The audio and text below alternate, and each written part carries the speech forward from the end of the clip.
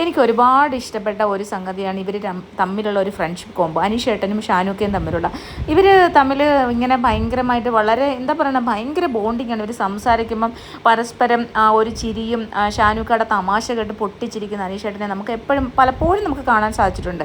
അനീഷേട്ടൻ ഇല്ലാത്തപ്പം ഷാനുക്ക മറ്റുള്ളവരോട് അനീഷേട്ടനെ കുറിച്ച് കുശുമ്പും കുന്നായ്മയും ഒക്കെ പറയുമെങ്കിലും പക്ഷേ അനീഷേട്ടൻ ഇരിക്കുമ്പം അതൊരു ഭയങ്കര രസമാണ് കാണാൻ.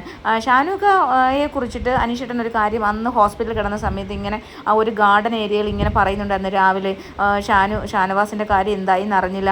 ഷാനവാസിനെ സംബന്ധിച്ച് ഒരുപാട് കുസൃതിയുള്ള മനുഷ്യനാണ്. ആ കുസൃതരങ്ങൾ പുറത്തേക്ക് കാണിക്കും, ഒളിപ്പിച്ച് വെക്കത്തില്ല. ഭയങ്കര കുസൃതിയുള്ള മനുഷ്യനാണ്. എനിക്ക് ഭയങ്കര ഇഷ്ടമാണ്. എനിക്കിവിടെ നല്ലൊരു ഫ്രണ്ടിനെ കിട്ടിയതാണ് ബിഗ് ബോസ്, അവൻ്റെ കാര്യം എന്തായി എന്നൊക്കെ ഇങ്ങനെ ചോദിക്കുന്നുണ്ടായിരുന്നു. അതുപോലെ തന്നെയാണ് അനീഷേട്ടൻ ഭയങ്കര റിയൽ ആയിട്ടാണ് ഇഷ്ടപ്പെടുന്നത്, ഭയങ്കര റിയൽ ആയിട്ടാണ്. ഷാനവാസിക്ക എന്താണെന്ന് എനിക്കറിയില്ല. കാരണം ഇന്നലെ ഷാനവാസിക്കയുടെ സംസാരം കേട്ടപ്പോൾ, ഷാബുമാനോടുള്ള സംസാരം കേട്ടപ്പോൾ എനിക്ക് മനസ്സിലായി ഇതൊക്കെ ഒരു ഗെയിമിൻ്റെ ഭാഗമായിട്ട് ഉള്ള രീതിയിലാണ് പുള്ളി അനീഷേട്ടനായിട്ട് കൂട്ടുകൂടുന്നതെന്നാണ് എനിക്ക് ഫീൽ ചെയ്തത്. പക്ഷേ അനീഷേട്ടൻ അങ്ങനെയല്ല, ഭയങ്കര റിയൽ ആയിട്ടാണ് സ്നേഹിക്കുന്നത്. പുള്ളി ഭയങ്കര ജെനുവിൻ ഒരു മൈൻഡിൻ്റെ ഉടമയാണ് അനീഷേട്ടൻ. ഞാൻ ഷാനുക്കയെ കുറ്റം പറഞ്ഞല്ല.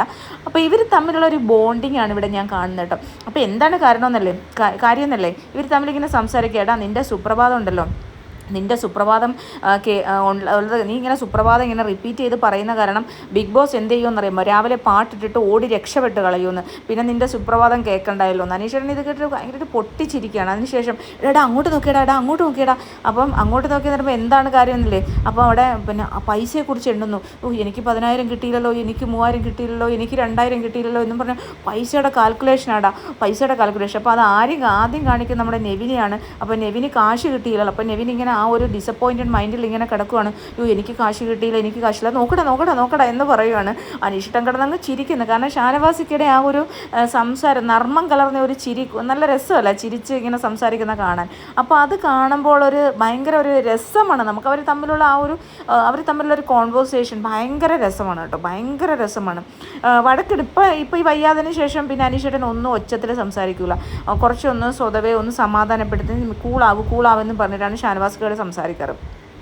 അപ്പോൾ എന്നിട്ട് അടുത്ത ആളിനെ കാണിക്കുവാണ്, ഡാഡാ അവിടെ നോക്കടാ, അവിടെ കാൽക്കുലേഷൻ, അവിടെ എനിക്ക് എത്ര രൂപ കിട്ടി, കൗണ്ട് ചെയ്യണം എണ്ണുവാണ്. ആരെയാണ്? അക്ബറിനെയാണ് കേട്ടോ. അക്ബറിനെ ചൂണ്ടിക്കാണിക്കുകയാണ്.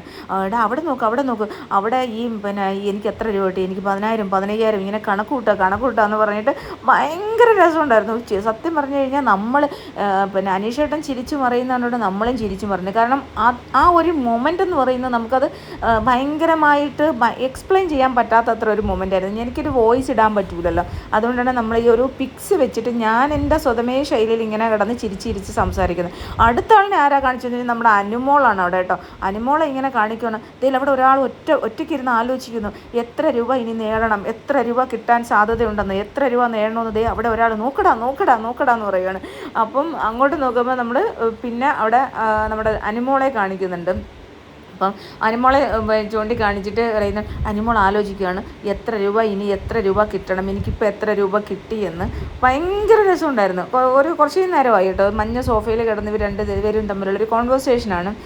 ആദ്യം രണ്ടുപേരുടെ ഒരാളെ പിന്നെ അനീഷേട്ടനെ പിന്നെ ഷാനവാസിക്ക് ഇറിറ്റേറ്റ് ചെയ്യാൻ ശ്രമിച്ചു. ഒരു ആപ്പിൾ കഷ്ണമൊക്കെ കൊണ്ട് കൊടുക്കുന്നുണ്ടായിരുന്നു. അപ്പോൾ പറഞ്ഞു ഇവൻ ഇങ്ങനെയാണ് തിന്നുന്നത്, ഈ ആപ്പിൾ ഇങ്ങനെ തിന്നും, എന്നിട്ട് പിന്നെ എന്തായാലും സാധനം അനുമോൾ ഉപ്പ് നോക്കാൻ കൊടുക്കും അവനിങ്ങനെ തിന്നിട്ട് പറയും ഒരു കുഴപ്പമില്ല അനുമോളെന്ന് പറയും, അതിനകത്ത് കട്ട ഉപ്പായിരിക്കും എന്നൊക്കെ പറഞ്ഞ് കളിയാക്കുന്നുണ്ട്. അതിനുശേഷം പിന്നീട് അനുമോളുടെ നോട്ടം കണ്ട് അനുമോൾക്ക് മനസ്സിലായി അനുമോൾ അവിടെ എന്തോ കളിയാക്കി ചിരിക്കുന്നെന്ന്. കാരണം അനീഷേട്ടൻ പടപടാന്ന് കിടന്ന് ചിരിക്കുന്നുണ്ട്. ഷാനവാസിക കൈ ചൂണ്ടി കാണിക്കുകയും ചെയ്യുന്നുണ്ടായിരുന്നു. ഭയങ്കര ചിരി, കാരണം ചിരിച്ച് മരിക്കുന്ന ചിരിയാണ് ചിരിച്ചിരിക്കുന്നത്. അപ്പോൾ അതിനുശേഷം പിന്നെ പറയുന്നുണ്ടായിരുന്നു, പിന്നെ കഞ്ഞിവെള്ളം കുടിക്കാനായിട്ട് അനീഷേട്ടൻ എടുത്തിട്ട് വന്നു. അപ്പോൾ നിനക്ക് ഷാനവാസിന് വേണമെങ്കിൽ ഇപ്പോൾ വേണ്ടാന്ന് പറഞ്ഞു. അപ്പോൾ കഞ്ഞിവെള്ളം കുടിക്കുമ്പോൾ ഈ നമ്മുടെ പണ്ടൊരു സിനിമയിൽ പൃഥ്വിരാജ് ചായ കുടിക്കുമ്പോൾ ഇങ്ങനെ ഒരു സൗണ്ട് വെക്കുമല്ലോ, ആ സൗണ്ട് പോലെ കുടിക്കുന്നു എന്നും പറഞ്ഞിട്ട് ഈ ചായ പിന്നെ ഈ കഞ്ഞിവെള്ളം ചുണ്ടിലേക്ക് വെക്കുക. അപ്പോൾ ഉടനെ ഷാനവാസിക്ക ഇങ്ങനെ കാണിക്കും. അങ്ങനെ ഭയങ്കര സത്യം പറഞ്ഞു കഴിഞ്ഞാൽ ഞാനിവിടെ ഇരുന്ന് പിന്നെ ഫോട്ടോ എടുക്കണോ വീഡിയോ എടുക്കണോ എന്താണെന്ന് അറിയാൻ വയ്യാതെ ഞാനിവിടെ ഇരുന്ന് ഭയങ്കരമായിട്ട് എൻജോയ് ചെയ്തൊരു സംഭവമാണ് അവർ തമ്മിലുള്ള ആ ഒരു കോംബോ.